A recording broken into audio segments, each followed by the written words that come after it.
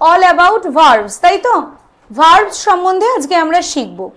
তার আগে বলো ভার্বটা কি, কে বলতে পারবে? জোরে বলবে। ভার্ব মানে ক্রিয়া বলি, তাই তো? ভার্ব মানে ক্রিয়া, মানে যেটা দিয়ে কি করা বোঝায়? কাজ করা বোঝায়, ঠিক আছে? প্রথমেই যদি আমি একটা বাক্য বলি, ধরো রাম ভাত খায়, কি হবে গো? আরেকটা যদি বলি পাখিরা আকাশে ওড়ে, কি হবে? Birds fly in the. একটা বাক্য কি দিয়ে তৈরি হয়? প্রথমে যে আছে তাকে কি বলে? নাউন বা প্রোনাউন যে থাকে তাকে আমরা কি বলি? সাবজেক্ট। সাবজেক্টের পর কে থাকে? ভার্বের পর অবজেক্ট থাকে। এইবার ভার্বের পর যে বসে আছে সে অবজেক্ট কিনা সেটা আমরা কি করে চিনব? দেখো রাম ভাত খায়, ভাতকে আমি কি দিয়ে যদি প্রশ্ন করি, কি খায়ের উত্তর কি? রাইস, ভাত, তাই তো? তাহলে যেটা ভার্ব, মেইন ভার্ব, তাকে কি দিয়ে প্রশ্ন করে যেটা আমরা উত্তর পাই সেইটাই হলো অবজেক্ট, তাই তো? যেই ভার্বের অবজেক্ট আছে তাকে বলা হয় ট্রানজিটিভ ভার্ব। কি বলা হয় গো? Transitive verb. এবার পরের বাক্যগুলো দেখো, birds fly in the sky, কে কাজ করছে এখানে? বার্ডস, তাই তো? ভার্ব কি আছে? পাখিরা কি ওড়ে, যদি আমি কি দিয়ে প্রশ্ন করি তাহলে ইন দ্য স্কাই কি তার উত্তর পাচ্ছি? পাখিরা কি ওড়ে? আকাশে ওড়ে। কি ওড়ে মানে ইন দ্য স্কাই হয় কখনো? তাহলে এইটা ওর অবজেক্ট, অবজেক্ট নয়, তাই তো? তাহলে যেই ভার্বের অবজেক্ট কি দিয়ে প্রশ্ন করে উত্তর হিসাবে পাই না তাকে বলা হয় ইনট্রানজিটিভ, ইনট্রানজিটিভ ভার্ব। তাহলে এখানে মনে রাখার বিষয় কি? বাক্যের মূল ভার্বকে কি দিয়ে প্রশ্ন করব? কি বা কাকে দিয়ে প্রশ্ন করলে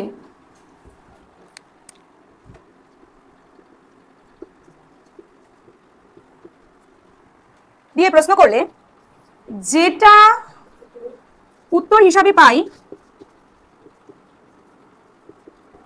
তাই হলো অবজেক্ট। এই ট্রানজিটিভ ইনট্রানজিটিভ ভার্বের কিন্তু প্রচন্ড গুরুত্ব আছে।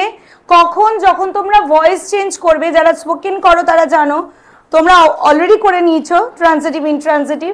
তো কি হয়, যেই বাক্যে ট্রানজিটিভ ভার্ব আছে মানে অবজেক্ট আছে তারই একমাত্র ভয়েস চেঞ্জ করা সম্ভব, কিন্তু যার নেই, অবজেক্ট নেই, তার ট্রানজিটিভ ভার্ব তার ভয়েস চেঞ্জ হবে না। তাই ভালো করে শিখে রাখো, উঁচু ক্লাসে গিয়ে কিন্তু ভয়েস চেঞ্জে ক্লাস 7-এ লাগবে। তাহলে ট্রানজিটিভ ভার্ব ইনট্রানজিটিভ ভার্ব আমরা শিখে নিয়েছি। এইবার আমরা যাব প্রিন্সিপাল ভার্ব আর অক্সিলিয়ারি ভার্ব। প্রিন্সিপাল ভার্ব মানে কি? প্রিন্সিপাল ভার্ব মানে হলো প্রধান ভার্ব, তাই তো? মূল ভার্ব, তাই কি না? আর অক্সিলিয়ারি ভার্বকে বলা হয় সাহায্যকারী ক্রিয়া, যে সাহায্য করে, অথবা একে বলা হয় হেল্পিং ভার্ব। কি বলে গো? Helping verb. তাহলে প্রিন্সিপাল ভার্বের মধ্যে আবার দুরকম ভাগ আছে, কি কি? রেগুলার আর ইররেগুলার ভার্ব। অত কিছু মনে রাখার দরকার নেই, শুধু এইটুকুনি মনে রাখবে, রেগুলার ইররেগুলার। কিভাবে মনে রাখবো? রেগুলার মানে কি? ও রেগুলার ক্লাস করে, মানে রোজ আসছে, একইভাবে চলছে চলছে, রোজ পড়তে আসছে।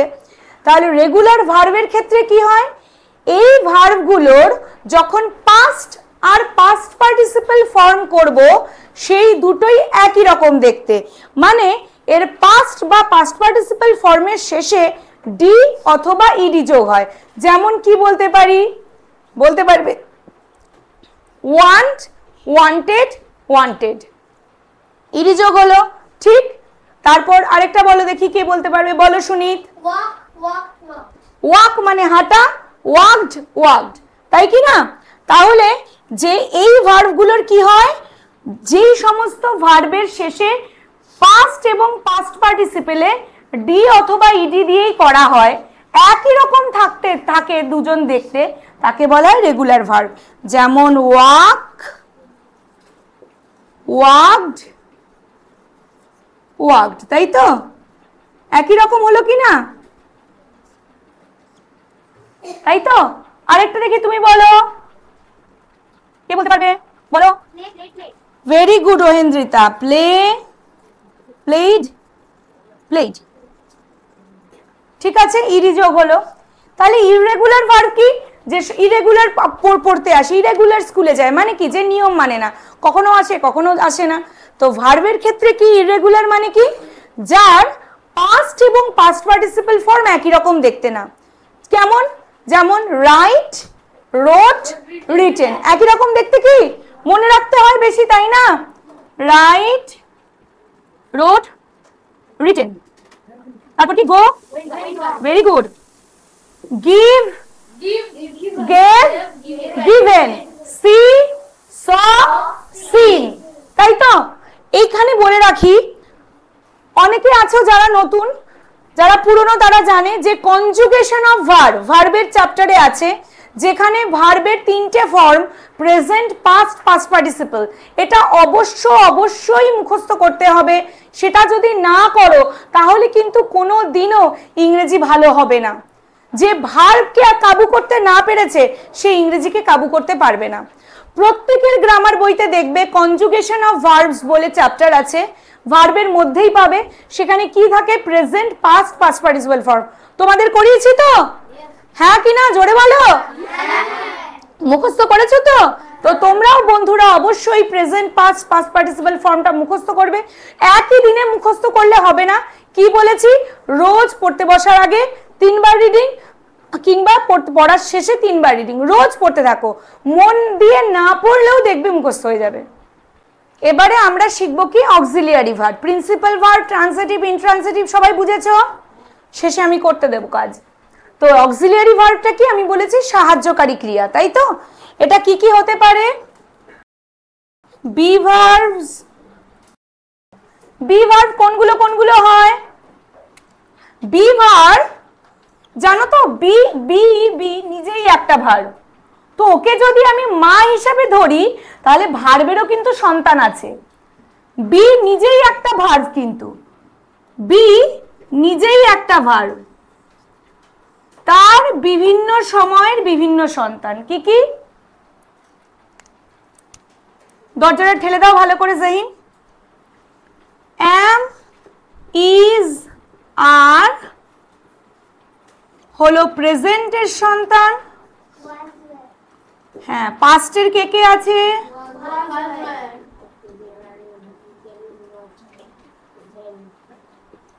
আর ফিউচারে কি হয়, শুধু shall be go, will be.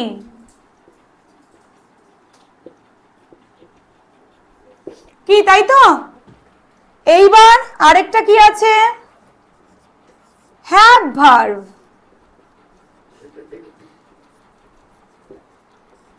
Have verbs কত রকম,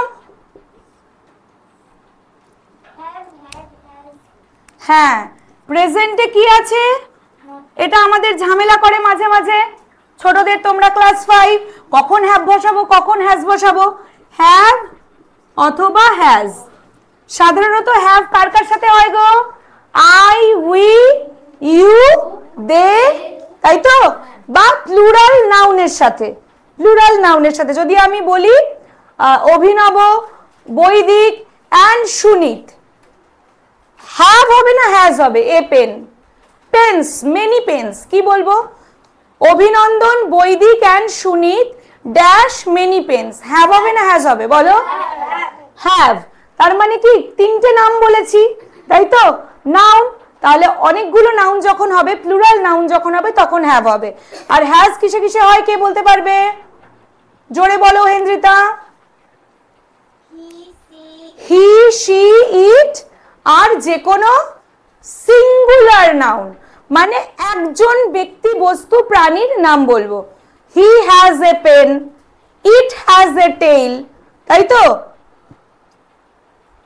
হয়েছে হ্যাভ ভার্ব হ্যাজ ভার্ব। এইবার এটা কিন্তু প্রেজেন্টে, তাই তো? এটা কোন সময়ে? প্রেজেন্ট টেন্সের সময় ব্যবহার করি। পাস্টে কি আছে গো?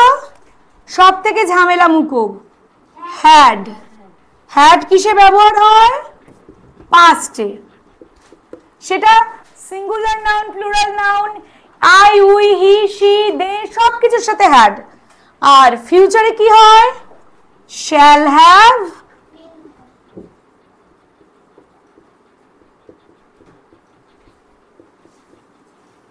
শ্যাল হ্যাভ, উইল হ্যাভ হচ্ছে ফিউচারে। মনে রাখবে হ্যাজ কিন্তু হয় না, দুটোতেই শ্যাল হ্যাভ, উইল হ্যাভ। ঠিক আছে, এইবারে যাব, দেখা যাচ্ছে তো? এবার 3 নম্বর কি? Do verbs. কি কি? ডু আর ডাজ আর ডিড। ফিউচারে এর ব্যবহার নেই, তাহলে কি হবে? ডু আর ডাজ হচ্ছে প্রেজেন্টে, এরা কিন্তু সব হেল্প করে, জানো তো? Helping verb. এটা হলো ডিড, হলো পাস্টে, তাই তো?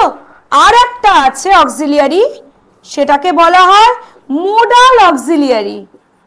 মোডাল অক্সিলিয়ারি কোনগুলো? সেটা অনেকগুলো আছে। কি কি? ক্যান, দেখা যাচ্ছে? ক্যান, কুড, শ্যাল, শুড, বলো তোমরা, বলো। Will, would, very good. May, might, দাঁড়াও, may, might, must, ought to,